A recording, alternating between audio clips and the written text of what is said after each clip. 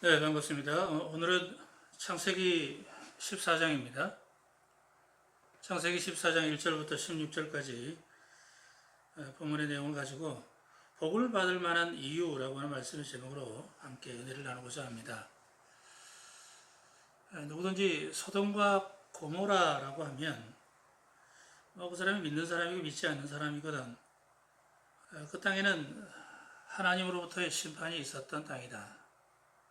그 배경에 대하여 웬만한 사람은 다 알고 있습니다. 성경에 근거한 것이든 그렇지 않든 간에 그 땅은 하나님의 심판을 통하여 멸망을 당하게 되었는데 그 원인은 그들의 죄가 관영하여 타락이 극심한 상황 가운데 하나님께서 그 땅을 심판하셨다. 이제 그렇게 이제 알고 있습니다. 그러나 그 땅이 하나님께로부터 불과 유황불로 심판받기 그 이전에 그 땅을 한번 생각해 보면 롯이 그 땅을 보고 판단했던 것처럼 모든 사람들이 동일하게 생각했을 것입니다. 그래서 그가 생각할 때 이런 땅이라고 한다면 여기서 뭐 농사를 짓든 아니면 목축을 하든 여기서는 뭘 하고 살아도 잘 먹고 잘 살 수 있겠다라고 생각했습니다. 그리고 그 땅이 아브라함의 친절로 인하여 자기 눈앞에 드러나게 되고 자기 선택으로 인하여 결정을 지을 수 있는 그런 상황이 되었다라고 한다면 롯뿐만이 아니라 누구든지 아마 그 땅을 선택했을 것입니다. 그렇죠? 그 땅을 선택한 롯에 대하여 우리가 비난할 수는 없습니다. 육신의 눈으로 보여지는 게 분명하거든요. 롯은 어찌 보면 세상을 읽을 줄 아는 사람이었습니다. 그래서 자신이 가지고 있는 정보를 통하여 여기 이 정도라면, 이런 상황이라면, 이런 기후, 또 토양, 여러 가지 많은 조건들을 볼 때 이 정도라면 내가 여기서 얼마든지 내 꿈을 펼칠 수 있겠다라고 생각하고 그 땅을 선택한 것에 대하여 그를 비난할 수는 없습니다. 그런데 그럼에도 불구하고 롯은 욕심에 치우쳐서 인간으로서의 최소한의 도리나 체면 그리고 기본적인 양심까지도 다 내팽개치고 소돔 땅을 택했다는 그게 사실 문제가 되지요. 믿지 않는 세상 사람들은 뭐 당연한데 그걸 가지고 그러냐라고 이야기하겠지만 우리가 믿음의 관점으로 바라볼 때 롯은 육신의 눈으로 그 땅을 바라보고 평가하는 것은 어찌 보면 해안이 있어서 그 땅을 선택했을 것이다 라고 우리가 또 생각할 수 있겠지만 그에게 없는 것이 한 가지 있었습니다. 안타까운 것은 롯에게는 보이는 세계는 볼 줄 아는 눈은 있는데 보이지 않는 세계를 볼 수 있는 영적인 눈이 닫혀졌다는 것이죠. 하나님 주신 믿음을 통하여 그 땅을 바라보고 판단했다면 판단을 쉽게 하지는 않았을 것입니다. 그가 오직 눈에 보여지는 것으로만 생각하고 판단했기 때문에 그 땅을 선뜻 선택을 했는데 어찌 보면 육신의 욕심에 이끌려서 그 땅을 선택한 것이죠. 믿음의 눈을 가졌다면 그 땅을 바라볼 때 또 다른 면을 보게 됐겠죠. 아브라함은 그에게 친절을 베풀어서 그 땅을 먼저 선택하라고 했지만 아브라함에게는 이미 그 땅을 바라볼 수 있는 영적인 눈이 열려져 있었습니다. 여하튼 그렇게 욕심에 치우쳐서 그 땅을 선택했던 롯에게 그랬다면 자신이 계획하고 생각했던 것처럼 아름다운 꿈이 계속해서 이어져 나갔으면 될 터인데 그의 인생에 전혀 예상치 못한 문제가 생겼습니다. 그 땅을 선택하여 그 땅을 소유하고 그 땅에서 열심히 살았다면 그 땅에서 자기가 생각했던 것만큼의 소득을 얻고 그가 행복을 누리며 살았으면 좋겠는데 그렇지 못했던 거예요. 자신의 생각과는 전혀 다르게 예상치 못한 커다란 문제가 생겼습니다.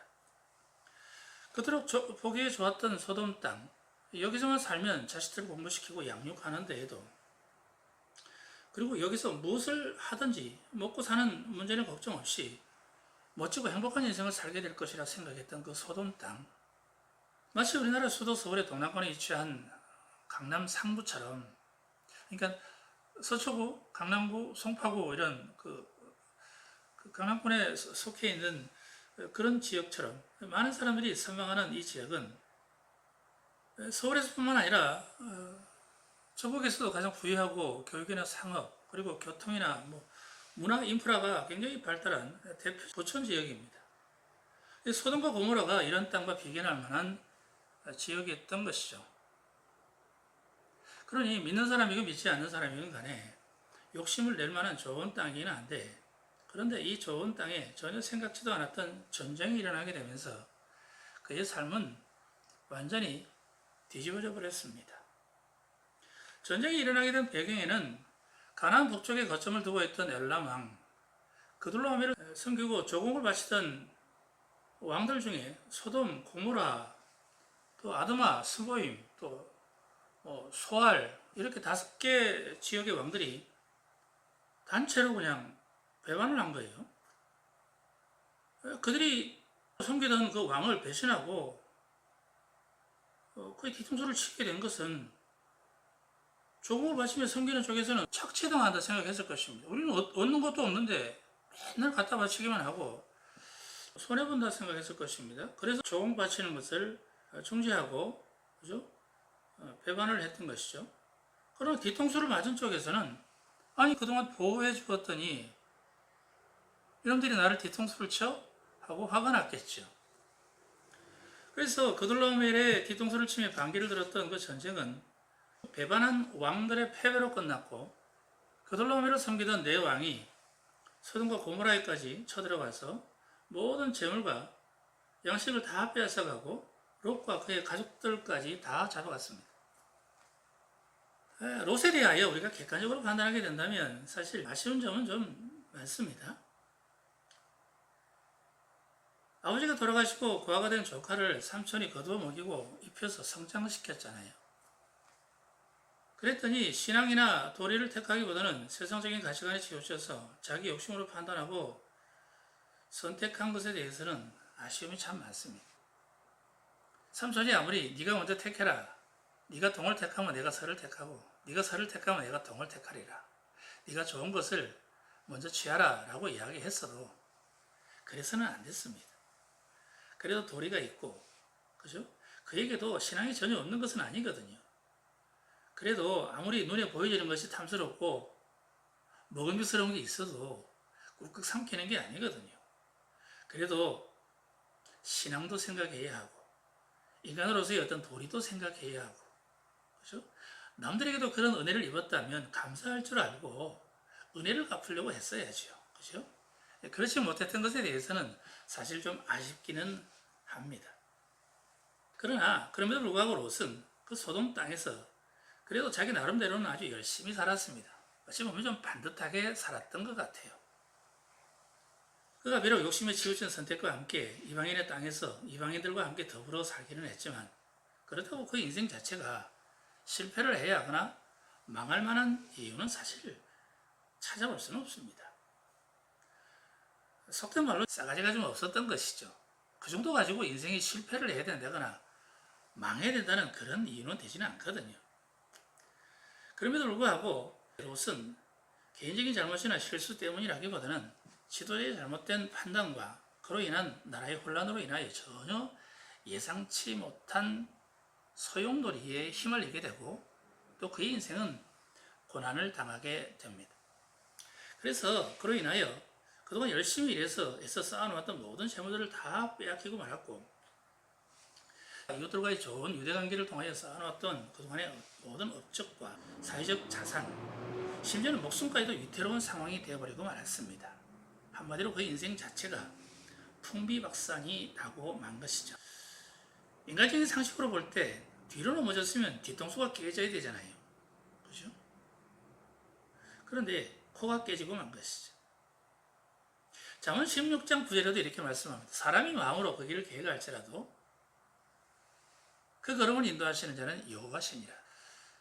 자기가 열심히 살면 손으로 수고한 만큼 먹을 수 있을 것이라 생각합니다.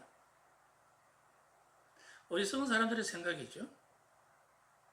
그렇지 않습니다. 우리가 손으로 수고한 대로 먹는다는 것은 그건 복 중의 복입니다. 대부분의 인생은 여러 가지 많은 상황들과 여러 가지 많은 사건들로 인하여 우리가 예견치 못하고 원치 않는 어떠한 일들로 인하여 우리가 수고한 만큼 얻을 수 없게 되는 거예요. 우리가 아무리 좋은 것을 계획하고 행하여 나간다 할지라도 우리 뜻대로 우리 계획대로 되는 일은 없습니다. 결국에는 하나님의 섭리 아래서 하나님이 원하시는 뜻대로 이루어지는 거예요. 분명 내가 잘못한 것이 없는데 한꺼번에 무너져 내렸다고 하는 것은 한마디로 말해서 사상 누각이었다는 것이죠. 소돔과 고모라 땅, 누가 봐도 그 땅은 정말 기름지고 아름답고 풍요로운 땅이다. 그 땅에서 무엇을 하든 그 땅에서는 얼마든지 잘 먹고 잘 살 수 있을 것 같아. 그리고 내가 최선을 다해 열심히 하고 내가 이웃들과의 좋은 유대관계를 통하여 그렇죠? 비즈니스를 잘하고 이렇게 잘 살면 행복한 삶을 살 수 있을 것이다 라고 생각했는데 어느 날 갑자기 원치 않는 사건에 휘말리게 되면서 내가 전혀 예상치 못한 방향으로 흘러가게 되더니 내 인생이 그냥 박살나버린 거죠. 나는 튼튼한 성곽을 지었다라고 생각했는데 알고 보니까 모래 위에다가 성을 쌓고 있었던 것이죠. 육체와 혼의 부분만 있는 동물들은 눈에 보이는 것만 먹고 싸고 눕는 것이 보여지고 행하는 그대로 그만큼 누릴 수는 있습니다. 그러나 혼과 육체뿐만이 아니라 하나님께서 생기를 불어 넣어주신 영으로 살아가도록 창조된 인간은 하나님의 뜻에 순종되어진 질서 속에서 살지 않으면 영적인 부분을 무시한 채 오직 육신의 것만 추구하는 사람은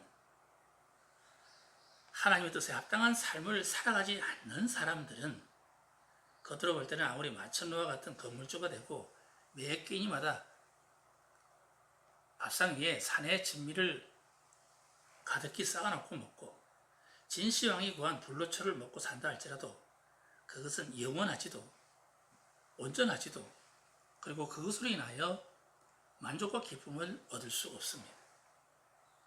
롯은 이러한 사실을 몰랐던 것이죠.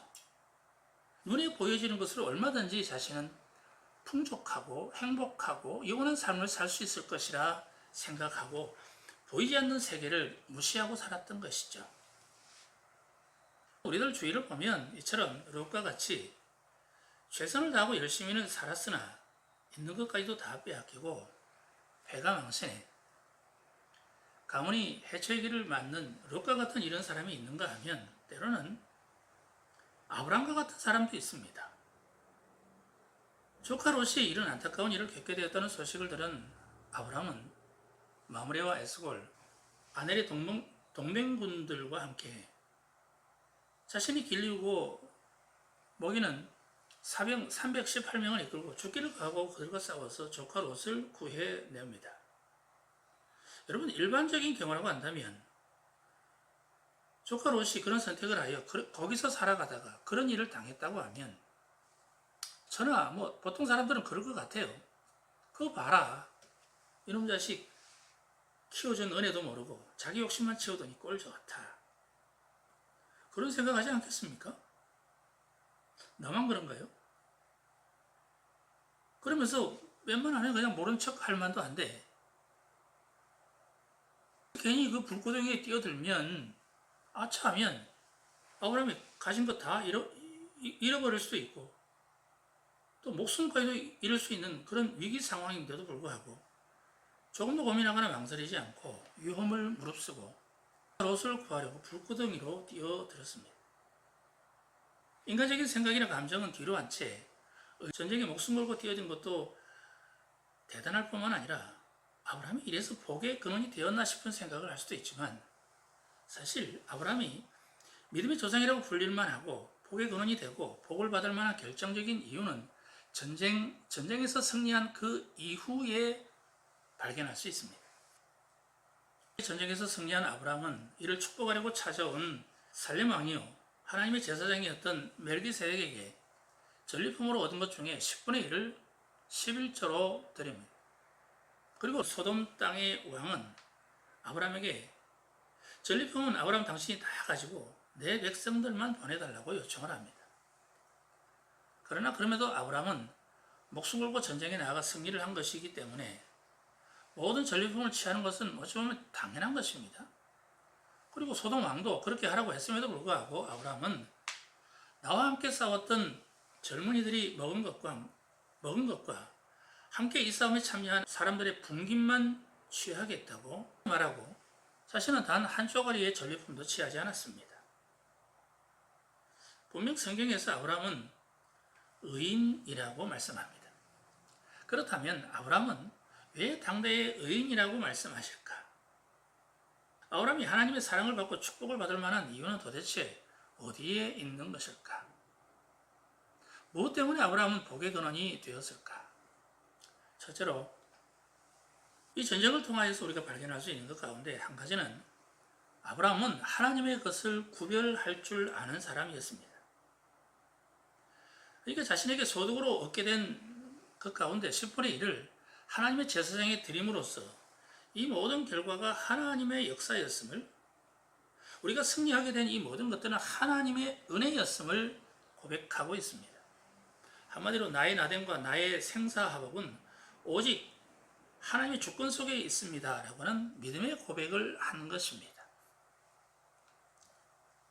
하나님이 하나님 되심을 인정하고 또 하나님의 주권과 섭리를 인정할 뿐만 아니라 내가 살아가고 누리고 있는 모든 것이 하나님의 은혜라고 고백하는 이런 사람을 하나님께서 어찌 복을 주시지 않겠습니까? 두 번째로 아브라함은 함께 수고한 이들을 생각할 줄 아는 사람이었습니다. 동맹을 통해 목숨을 걸고 함께 해준 이들을 잊지 않았던 것이죠. 대부분의 많은 사람들이 뭐가 조금이라도 잘 되면 자신이 대단해서 그 일을 이룬 것처럼 나 때문에 이렇게 잘 된 것이라 생각하고 자기를 드러내고 교만해집니다. 여러분, 그 사람이 믿음의 사람인지 아닌지 구별하는 것은 그렇게 어려운 일이 아닙니다. 그런 일들에 대하여 자기를 드러내고 자랑하는지 아니면 하나님을 자랑하고 높이는지를 보면 알 수 있는 거예요. 그러다가 조금이라도 손해를 보겠다 싶으면 즉시 외면하고 돌아서는 사람도 있죠. 닭똥 같은 눈물을 흘리며 찬양을 하고 기도할 때에는 어떤 일에도 목숨 걸고 순종하겠다는 결의를 다져놓고 막상 그 문제 앞에 서면 유행가 가사처럼 그대 앞에만 서면 왜 나는 작아지는가? 그죠?